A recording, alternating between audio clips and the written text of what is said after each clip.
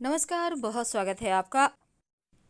बुधवार के दिन विघ्नहर्ता भगवान श्री गणेश की आराधना करने का विधान है और किसी भी शुभ कार्य को सफल बनाने के लिए सबसे पहले तो गणेश जी की ही पूजा होती है। ऐसे में गणेश जी की जब आप पूजा करते हैं बुधवार के दिन, तो ज्योतिष में बहुत सारे प्रयोग भी बताए गए हैं जो आप करते होंगे, लेकिन आज हम आपको एक ऐसा प्रयोग बताएंगे जो आपको निश्चय ही आपके हर कार्यों को एक सुगम तरीके से आगे भी बढ़ाएगा और आपके हर विघ्न बाधाओं को, जीवन की जो मुश्किलें हैं उसको समाप्त करेगा।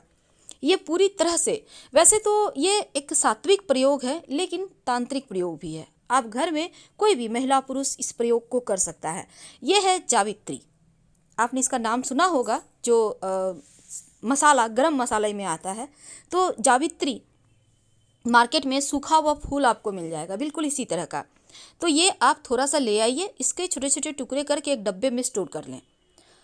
हर बुधवार या बुधवार से शुरू करके लगातार कुछ दिनों तक, कुछ दिनों मतलब आपको लगे कि पूरी लाइफ करना है तो पूरी लाइफ करें, क्योंकि जीवन की हर मुश्किलें खुद ब खुद समाप्त हो जाएगी। करना क्या है, एक चुटकी जावित्री रोज आप गणेश जी को भोग लगाइए और रात में सोने के पहले इस जावित्री को प्रसाद के रूप में पूरे परिवार के साथ थोड़ा थोड़ा तोड़कर खाकर सो जाए।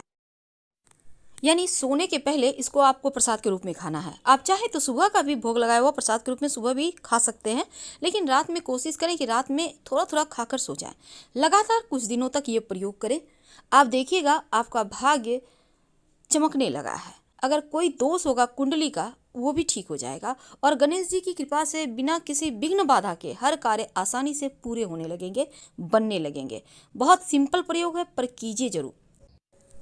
प्रथम पूज्य विघ्नहर्ता भगवान गणेश, और उनको प्रसन्न करने के लिए आप कुछ ऐसी वस्तुएं हैं जो रोज ही अर्पित करते हैं या अपने पूजा में आप शामिल जरूर करते हैं जब आप घर में आम दिनों में भी पूजा करते हैं, जैसे कि दूर्वा, लाल पुष्प, लड्डू, मोदक या गुड़ की डली।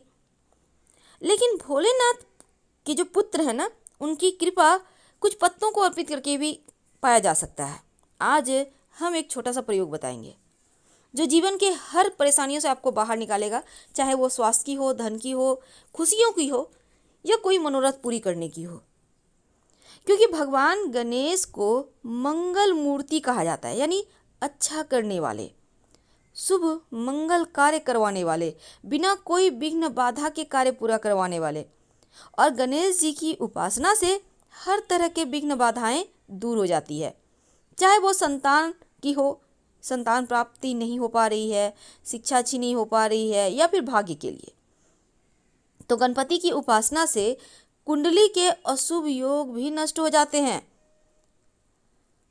अशुभ योग यानी अगर कुंडली में कोई भी दुर्योग है, चाहे वो किसी भी ग्रह के कारण है, लेकिन सिर्फ अगर आप गणेश जी की उपासना करते हैं तो आपके कुंडली के सारे दुर्योग समाप्त हो जाते हैं। देखिए, गणेश जी को आज जो हम पत्ते की बात करेंगे, हर पत्ते का अलग रंग होता है, अलग खुशबू होता है और इसके अलग रंग और अलग गंध अलग ग्रहों से जुड़े होते हैं। सिर्फ रंग पे मत जाइए, रंग तो ग्रीन में ही सारे पत्ते होते हैं, लेकिन इसके जो खुशबू है वो ग्रह से जुड़े होते हैं। और जब आप उन ग्रहों के पत्ते अर्पित कर देते हैं गणेश जी को, तब आपके वो ग्रह भी मजबूत होने लगते हैं, उस ग्रह के जो दुष्प्रभाव है वो समाप्त होने लगता है। तो खास तरीके से गणपति को अलग अलग पत्ते अर्पित करने से मंत्रों के साथ आपकी मनोवांछित मनोकामनाएं पूर्ण हो जाती है। तो गणेश जी का महोत्सव चला आ रहा है। वैसे आम दिनों में सिर्फ बुधवार के दिन ये प्रयोग करें, और गणेश जी का जो ये अभी अनंत चतुर्दशी तक चलेगा महोत्सव, जन्मोत्सव का जो उत्सव हम मना रहे हैं, इस समय में आप किसी भी दिन कर सकते हैं, अनंत चतुर्दशी के दिन या फिर अनंत चतुर्दशी के दिन तक, या फिर किसी भी बुधवार को। तो बुधवार या चतुर्थी को गणेश जी को ये पत्ते अर्पित करें। सुबह स्नान वगैरह करके गणपति के सामने घी का दिया जलाएं। अब उनको सबसे ज़्यादा प्रिय है मोदक, तो उनको मोदक का भोग जरूर लगाएं। और गणेश जी के सामने जब आप दिया जलाकर बैठेंगे, तब आप जो पत्ते हैं वो आपके पत्ते के अलग अलग मनोरथ को पूरे करेंगे। लेकिन उसके पहले एक बात बता दें, आप एक छोटा सा प्रयोग कर लीजिएगा। एक आक का पत्ता, आक तो पता होगा, आंकड़े का पत्ता जिसको कहते हैं, ले आइए। अब इसको धोकर अच्छे से साफ कर ले। देखिए, आंकड़े के जड़ में गणेश जी का निवास होता है, यानी कि आंकड़े का जब पौधा 10-12 साल पुराना हो जाता है तो नीचे में गणेश जी की आकृति बनती है। तो इसीलिए आंकड़े का पौधा का पत्ते का बहुत महत्व है।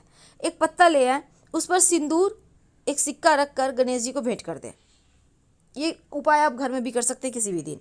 और गणेश जी की जितनी भी पसंदीदा वस्तु है, आप किसी भी दिन उन्हें अर्पित कर दीजिएगा। वैसे सर्वोत्तम होता है बुधवार या चतुर्थी तिथि, या फिर गणेश महोत्सव के 10 के 10 दिनों में किसी भी दिन। जैसे हल्दी है, अक्षत है, सुपारी सिक्का है, ये सभी चीज़ें।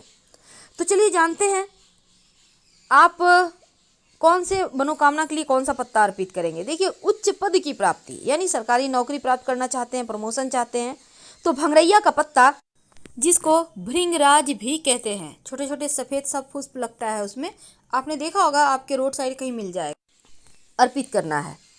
और बोलिएगा गणाधीशाय नमः। लेकिन पत्ता कितना अर्पित करेंगे? कम से कम 9 पत्ता या 108 पत्ता।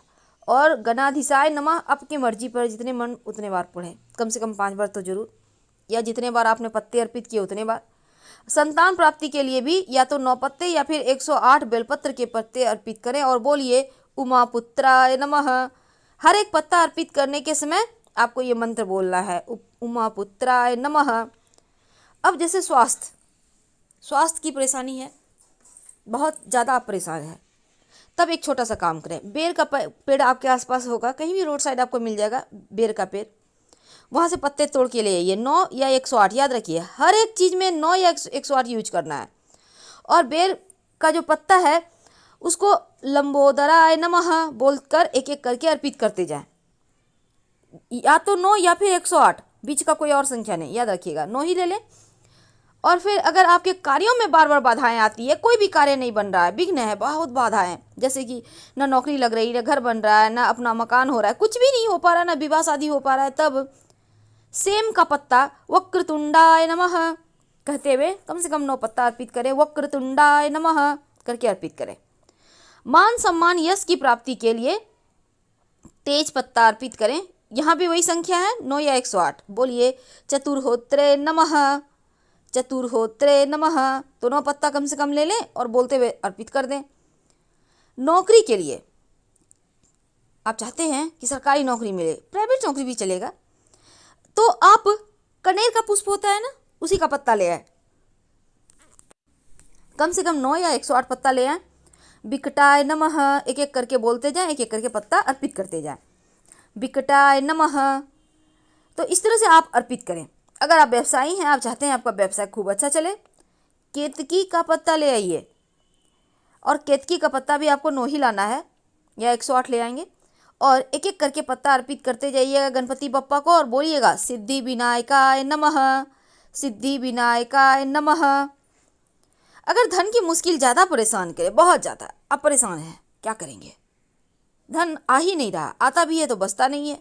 आप चाहते हैं कि गणपति के आशीर्वाद से आपका घर धन धान्य से भरा रहे, तब आंकड़े का पत्ता ले आए। आँख जिसको जो भोला बाबा को बहुत पसंद है, शिव जी को, तो आंकड़े का एक पत्ता ले आए, और एक नहीं 9 लाना है।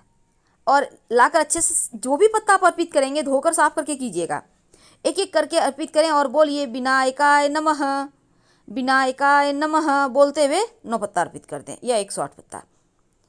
अब कई बार क्या होता है, आजकल के ज़माने में भागदौड़ में लोगों को हृदय रोग बहुत हो गया है, डायबिटीज़, हृदय रोग या फिर बहुत ही गंभीर समस्या। तो ऐसे में अर्जुन का पत्ता ले आइए 9, और बोलिए एक एक करके अर्पित करना है, और बोलिए कपिलाय नमः, कपिलाय नमः एक एक करके अर्पित करते जाना है और बोलना है 9 या फिर 108। अब अगर शनिदेव पीड़ा दे रहे हैं, शनि की 7.5 ढैया है, कुंडली में अच्छे नहीं है, तब क्या करेंगे? समी का पत्ता ले आए और सुमुखाय नमः बोलकर 9 बार 9 पत्ते अर्पित करें। सुमुखाय नमः इस तरह से अर्पित करें। और इसके बाद क्या करेंगे? देखिए, मान लेते हैं आज आपने अर्पित किया, तो कल इन पत्तों को उठाकर कहीं पवित्र मिट्टी वगैरह में दबा दें।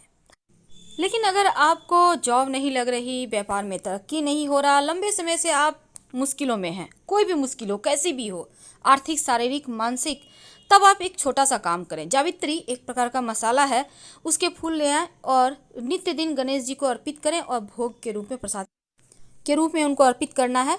जावित्री पुष्प है, उसका टुकड़ा टुकड़ा कर लें और एक चुटकी अर्पित करें और रोज उसको प्रसाद के रूप में आप खा लें, भाग्योदय होगा। सनातन परंपरा में दूर्वा घास का विशेष महत्व है और गणेश जी को दूब अर्पित करना सबसे ज़्यादा सुखदायी माना गया है। दूर्वा को दूब, अमृता, अनंता, महाऔषधि के नाम से भी जाना जाता है और हमारे धर्म में मांगलिक कार्यों में दूर्वा और हल्दी दोनों की ही आवश्यकता पड़ती है।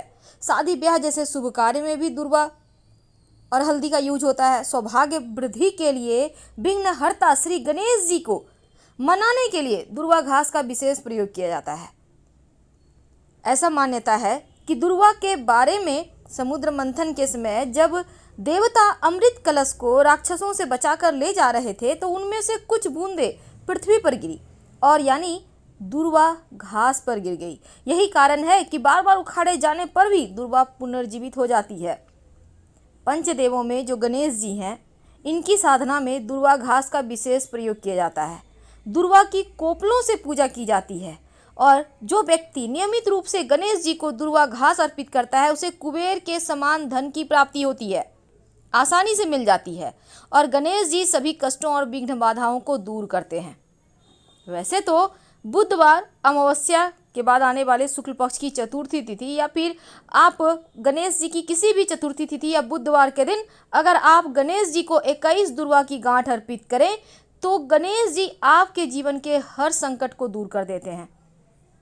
दूर्वा को हमेशा गणपति के सिर पर ही चढ़ाइए, उसे भूल कर भी पैरों में मत चढ़ाइएगा, नहीं तो आपको उतने फल नहीं मिलेंगे। दूर्वा घास भूल कर भी माँ दुर्गा को कभी मत अर्पित कीजिएगा। अगर घर में पैसा ना टिकता हो, किसी न किसी बहाने से हमेशा खर्च हो जाता है, तो बुधवार के दिन एक छोटा सा काम करें। आप हरी दूर्वा घास गाय को खिलाएं। बुधवार के दिन सुख समृद्धि बढ़ेगा और किसी भी प्रकार का झगड़े लड़ाई नहीं होगा। गणेश जी को अगर आप 21 दूर्वा का गांठ का माला बनाकर पहना देते हैं तो गणेश जी आपके जीवन में किसी भी तरह की कोई परेशानी आने ही नहीं देंगे, क्योंकि दूर्वा हमेशा ही गणेश जी को प्रिय है और हमेशा से ही गणेश जी दूर्वा चढ़ाने वाले भक्तों के कष्ट दूर करते हैं। किसी जरूरी काम से आप घर से निकलें तो गणेश जी को अर्पित किया हुआ दूर्वा घास है, उसमें से 1-2 लेकर अपने पास रख लें। आपका जो भी काम के लिए आप निकलेंगे वो काम सफल रहेगा। अगर कहीं सफ़ेद दूर्वा मिल जाए, जिसको हम कहते हैं ये राहु को शांत करता है, तो उसको संभाल कर उखाड़ लें और उखाड़ने के बाद इसको हल्का सा सुखाकर आप संभाल कर इसको रख लें किसी डिब्बी में भरकर। सफ़ेद दूर्वा आप चाहें तो ताबीज़ बनाकर धारण भी कर सकते हैं। आपका राहु केतु बिगड़ा हुआ जीवन की परेशानियों को आने नहीं देगा, यानी कि राहु केतु शांत हो जाता है सफ़ेद दूर्वा अगर आपको मिल जाता है। इसको आप संभाल कर रखिएगा, आपकी जीवन की मुश्किलें समाप्त होगी। फिलहाल आपसे विदा लेते हैं। हर हर महादेव। धन्यवाद।